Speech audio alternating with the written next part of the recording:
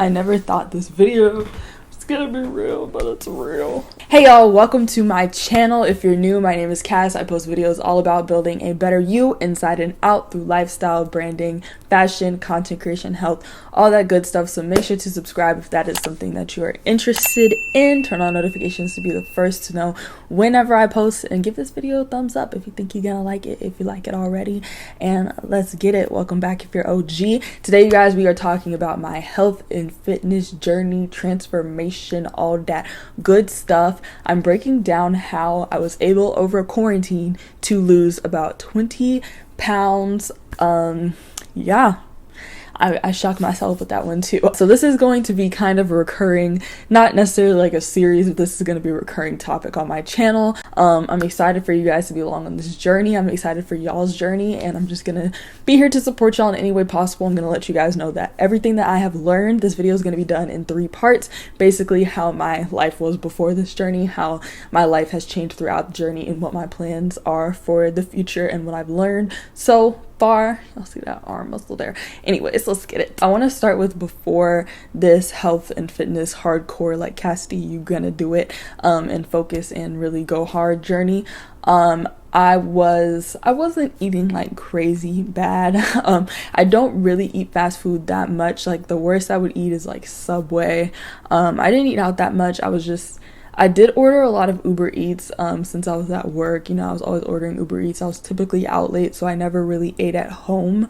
I worked out a lot, actually. I was doing I was training with an actual trainer in a group for like 3 months. So I was working out like crazy. Fitness has never really been a problem for me. I've always been really into fitness and pretty consistent with working out. It was just always the food part that was hard. So when May was about to come up, I decided in April, I was like, Cassidy, you're gonna hardcore focus on your health. We don't know when there's gonna be a time like this again where you can really just focus on what you're consuming in your body, because we're quarantined, there's not much else to do.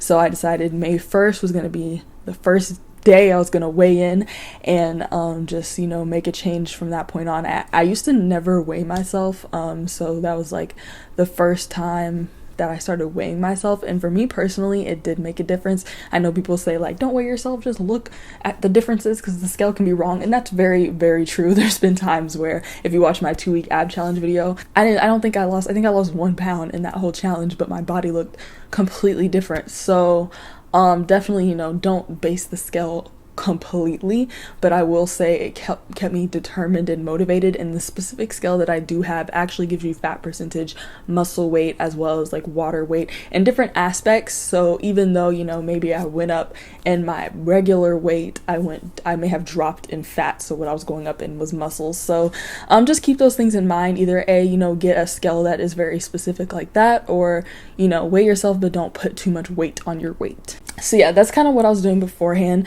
So May 1st, I weighed in at 167.7 pounds, which I kind of had an idea that I was at about 167, 165, like in that range, just from previous like weigh-ins that I had done. So I wasn't really shocked at that. So May, I began this health journal. So that's the first thing I did, was I went and bought a notebook that was solely gonna be for like health and fitness purposes, and this has helped me tremendously. All right, so basically I knew in May I was going to be doing the Couch to 5K challenge. That's an 8-week program. It's an app, and it's 8 weeks, and you trains you to run a 5K. I had done it in the past, but I had never finished it before.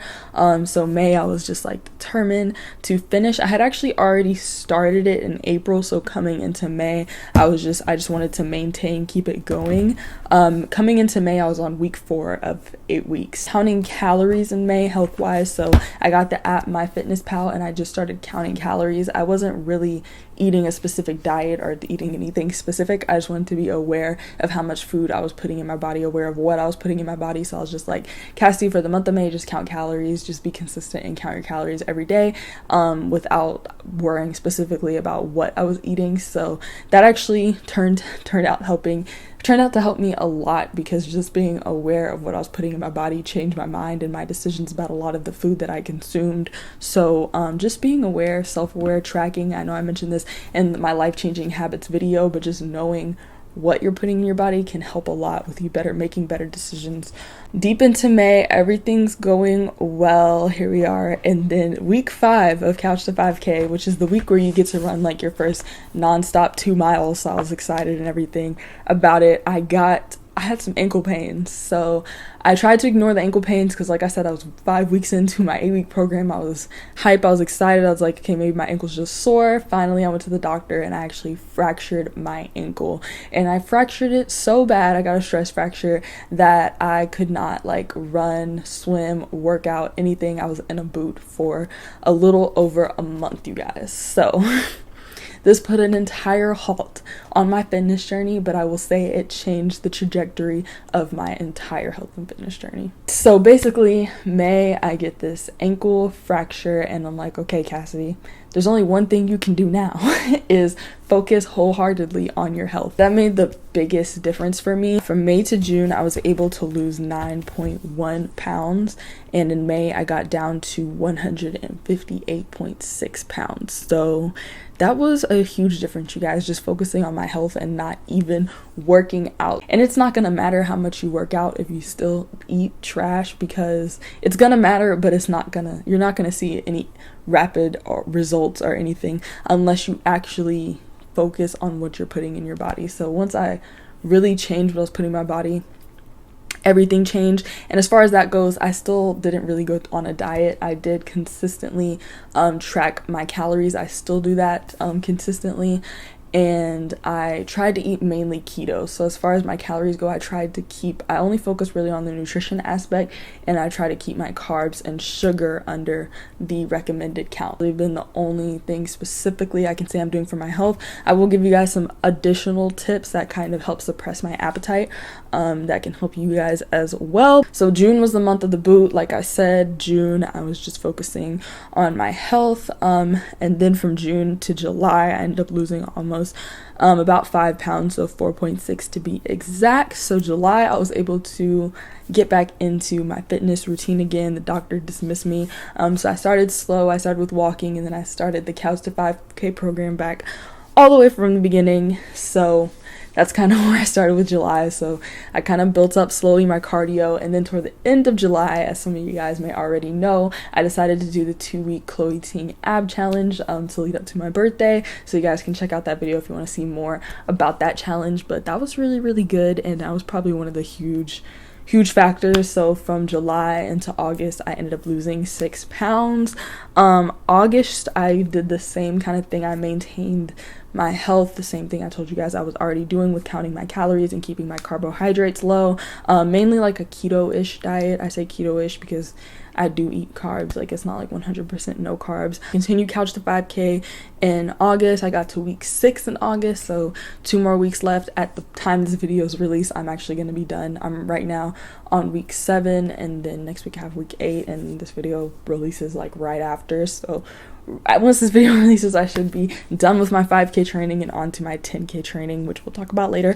And then in August, I also did the 21-day Get Fit Chloe Ting challenge. So that's why, you guys, my arms, I want to give my arm muscles, like that challenge, all my arm muscle credit. And I'm actually about to go do an upper body workout after this, because I will say that video, like that workout, if it changed anything, it was my arms. Like I look at my arms now and I'm like, wait. Now you guys, it is the very beginning of September that I'm filming this. So the biggest change that I have decided to make was to completely cut carbs at dinner time. I notice I don't eat that many carbs, but usually dinner is when I kind of eat the most carbs, and then I go to the track after dinner, so I'm kind of at the track. So I decided to cut carbs around at dinner time completely.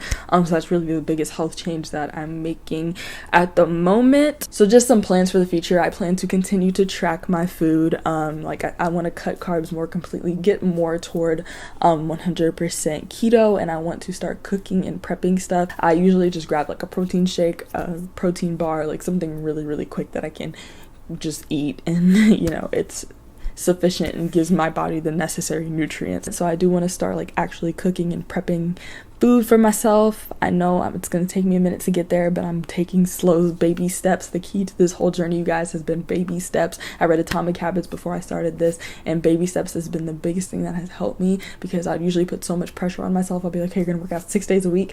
No, I did that so many times, and finally I said, Cassidy, just take baby steps. Just count your calories. Don't focus on what you're eating. And it has made the hugest difference, you guys. So please, please, please, please take them baby steps. Hey y'all, so speaking of baby steps, I thought of an action step that you guys can take to make sure you're achieving these baby steps. So go ahead and write down all of your fitness goals and all of your health goals. So fitness goals, write down what your ideal fitness schedule is like for the week. So maybe Monday you want to do cardio and upper body. Tuesday your goal is to do this for this long and that. And then in health, go ahead and write down what your goal is for something you want to eat for breakfast, lunch, snack, dinner, whatever your meal goals are for the day. And then I want you to circle one thing in the health category, circle one thing in the workout category, and just incorporate that into your month. Or even baby steps even more, just decide on one, preferably the health one. So go ahead, circle whatever your ideal breakfast is and just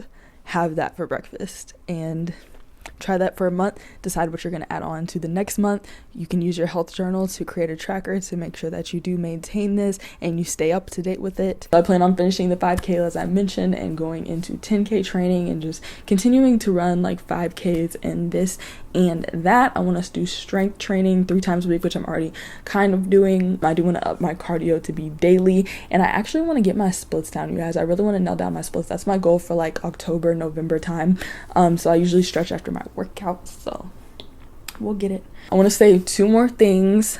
Number 1, drink water. Drink a lot of water. Drink as much water as possible. I know, like I said, I mentioned this in my life-changing habits video, and definitely you guys check that video out. I really want to get some baby steps down that can really help you improve your life. But you guys, drinking water will suppress your appetite, will make your skin look good. There's nothing bad about it, except for the fact you probably are gonna have to use the restroom every 5 minutes, but who cares? Another thing, you guys, that really helps to suppress my appetite, and I have 2 times a day is coffee. So I have coffee one time in the morning, and I have it after like that time, either right after lunch if I'm feeling after lunch, like if I have a really filling lunch and I need some energy, or I'll have it like between lunch and dinner, like if I just need an extra boost to get my work done. So that has really helped with not craving like snacks. Like I just get a coffee, go do my work. It takes me a while to eat the coffee. By the time I'm done drinking the coffee and I'm done with my work, it's time for my next meal. That's my journey so far, you guys.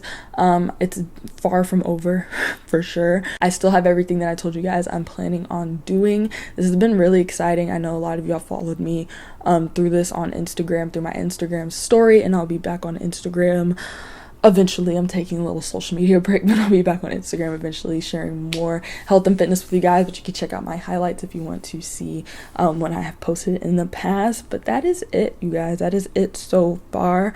And this has just been a really great journey. I feel great. I have so much more energy. I'm way less stressed. I'm way more calm. But yeah, it's been a lot of fun. And I'm excited. So 20 pounds down, 10 more to go, I think. I don't know. I'm just kind of seeing what my body's capable of. So bye.